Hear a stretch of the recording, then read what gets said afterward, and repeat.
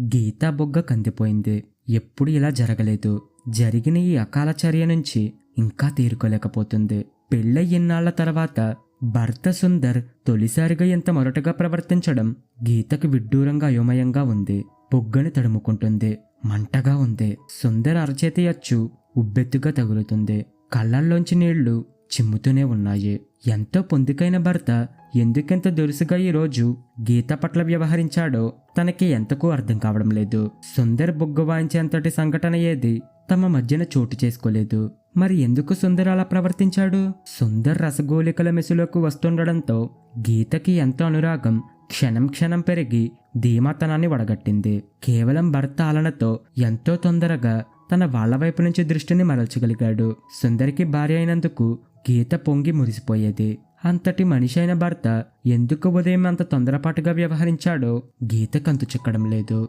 నిశ్చితార్థమైన మరుసటి రోజు నుంచే వాళ్ళు సెల్లో మాట్లాడుకోవడం ఆరంభించారు. పెళ్లి రోజు వరకు ప్రతిరోజు రోజుకొకసారి చొప్పున, అది కూడా చక్కగా గీతలో మనోనిబ్బరం పెంచే మాటలే వల్లించేవాడు. అలాగే తన తోడుగా ఉంటాననే భరోసా ధ్వనించేవాడు. ఎంతో కమ్మగా మాట్లాడేవాడు. ఎంతగానో తటపటాయిస్తూనే తన శరీరాన్ని శుతిమెత్తగా ఆక్రమించుకుంటూ ఉండేవాడు. అంతటి వ్యక్తి ఉదయం అంత వెగటుగా ఎలా వ్యవహరించాడో. ఆఫీస్ నుంచి ప్రతి గంటకు గీతతో సెల్లో మాట్లాడందే ఉండలేని సుందర్ ఉదయం అంటూ ఆఫీస్కు వెళ్ళినప్పటి నుండి ఇంతవరకు సెల్ మోగించలేదు. గీతకి చిత్రంగా ఉంది. ఉదయం నిద్ర లేచిన దగ్గర నుంచే సుందర్ మూడీగా ఉన్నాడు. తరచి కారణం అడగడమే గీత తప్ప అందుకే అంతగా ఆమె బుగ్గ వాయించాడా?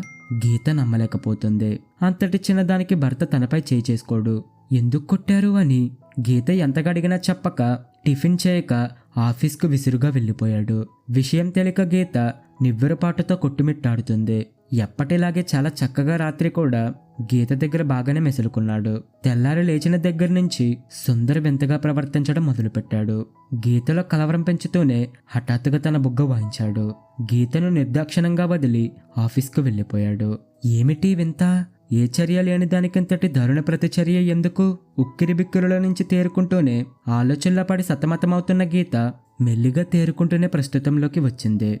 సుందరికి లంచ్ కూడా తయారు చేయలేదు. లంచ్కి వస్తాడుగా, వస్తే కారణం కొరకు నిలదీయాలని గట్టిగా అనుకుంది. గీత ఇంకా స్నానం చేయలేదు. జరిగిన అనుకోని ఘటనకు ఎంతవరకు చితికలబడిపోయింది. చిరాగ్గా ఉంది. లేచి వెళ్లి స్నానం చేసింది. మనసు తేలికైన భావం గీతను ఊరడించింది.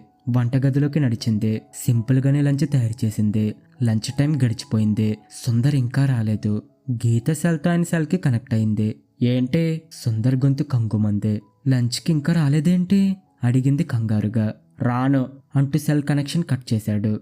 గతుక్కుమంది. కళ్ళల్లో నీళ్లు చోటు చేసుకున్నాయి. వెంటనే భారంగా వెళ్లి మంచం మీద వాలిపోయింది. ఆలోచనలు వేడెక్కిస్తున్నాయి. గీతను ఒంటరిగా వదిలి సుందర్ అలా ప్రవర్తించడం గీతను ఎంతగానో కలవరపరుస్తుంది. ఏం చెయ్యాలో తేల్చుకోలేకపోతుంది. ఇంటికి ఫోన్ చేసి అమ్మను గాని నాన్నను గాని సలహా అడగాల, లేక అన్నయ్యకు ఫోన్ చేసి అన్నయ్యను గాని వదినను గాని సలహా అడగాల? ఏంటో ఏమీ తేల్చుకోలేకపోతుంది. ఎందుకో తొందరపడలేకపోతుంది. తర్జన భర్జనాల మధ్య కాలం ఇట్టే గడిచిపోయింది. డోర్ బెల్ మోగడంతో ఉలిక్కిపాటుతో తేరుకుంది. సాయంకాలం కూడా దాటి చీకటి పడిపోయింది. లైట్లు వెలిగించింది. తలుపు తీసింది. సుందర్లోనికి వచ్చాడు. తలుపు తీసి గడియ వేశాడు విసురుగా. గీతను పట్టించుకోకుండా గదిలోకి నడిచాడు. గీత ఆయన వెనకే వెళ్ళింది. మౌనంగా నిలబడింది. సుందర్ డ్రెస్ మార్చుకొని బాత్రూంలోకి దూరాడు. సుందర్ బాత్రూం నుంచి రాగానే పో, నా ఎదుట ఉండకు అన్నాడు కటువుగా. గీత బెంబేలు పడిపోయింది. చెప్తుంది నీకు పో అన్నాడు చాలా నిర్దయగా. గీత తల్లడిల్లిపోతుంది. నా వల్ల ఏం తప్పు జరిగిందో నాకు తెలియడం లేదండి అంది చాలా సహనంగా ఆత్రంగా. చాలే పో పో అన్నాడు విసురుగా. ఉదయం నుంచి ఆహారం లేక, పైగా భర్త ప్రవర్తనకు విషయం తేలక గీతలో నిస్సత్తువ మరింత చిక్కనవుతుంది. ప్రయత్నంలో టిఫిన్ లేదు, లంచ్ లేదు. త్వరగా డిన్నర్ చేయండి, పెడతాను అంది. అక్కర్లేదు, నేను బయట తిన్నాను చెప్పాడు సుందర్ అదోలా. బేలగాయన వంక చూస్తూ ఉండిపోయింది. ఏంటా చూపు, పోయి నువ్వు మెక్కు. ఏంటి ఈయన ఎలా ప్రవర్తిస్తున్నారు మరోసారి అనుకుంది. జవాబు రాక తల్లడిల్లిపోతుంది. నేను నిద్రపోవాలి, ఈ గది నుంచి పో అన్నాడు సుందర్ గీత ఏదో మాట్లాడబోగా. ఇంకో గది ఉందిగా, పో అన్నాడు గది తలుపు వద్దకు వచ్చి. నువ్వు పోతే నేను తలుపు వేసుకుంటానన్నట్లు నించొని. గీతకి తల తీసేసినట్లయింది. అప్రయత్నంగానే కదిలింది. గీత గది దాటగానే సుందర్ గది తలుపు గమ్మున మూసేశాడు. గీత మరో చెంప చెల్లుమన్నట్లు కదిలిపోయింది. అదిరిపోయిన గీత మరో గదిలోకి పరుగున పోయి మంచం మీద వాలిపోయింది. మళ్ళీ బూరుని ఏడ్చింది. భర్త మీద చెప్పరానంత కోపం గీతలో లావాలా పొంగుకు వచ్చింది. ఛీ, ఏంటి తను ఇలా మూర్ఖంగా ప్రవర్తిస్తున్నారు అని అనుకున్నదో లేదో ఒక్క మారుగా సుందర్ మీద యావగింపు పడచూపింది. భర్త మీద కసి పెరిగింది. పళ్ళు నూరింది. కలతలతో అలసి ఎప్పుడు ఎలా నిద్రపోయిందో కానీ గీతను ఎవరో కుదిపినట్లు కావడంతో ఉలిక్కిపడి లేచింది. ఎలాగే నిద్రపోతున్నావని అడిగాడు సుందర్ పిచ్చిగా గీతను కుదిపేస్తూ. గీత చిర్రెత్తుకుపోయింది భర్త వాలకానికి. విసురుగా లేచి దూరంగా జరిగింది. బెంబేలుగా భర్తను చూస్తుంది. ఏంటే ఆ చూపు ఆ అంటూ ఆమె వైపు విసురుగా వచ్చాడు. గీత పక్కకు అంత వేగంగా కదిలింది. ఏంటి తను ఇలా నన్ను గేలి చేస్తున్నారు అనుకుంది. అంతలోనే భర్త దురుసుతనం గీతను భయపెడుతుంది. తమాయించుకోలేకపోతుంది. మేక మీదకు లగాయించిన పులిలా అగుపిస్తున్నాడు సుందర్. ఏంటే పరాయివాణ్ణి అయిపోయానా నేను? ఎందుకలా తప్పించుకుంటున్నావంటూ గీత మీదకు ఉరికాడు.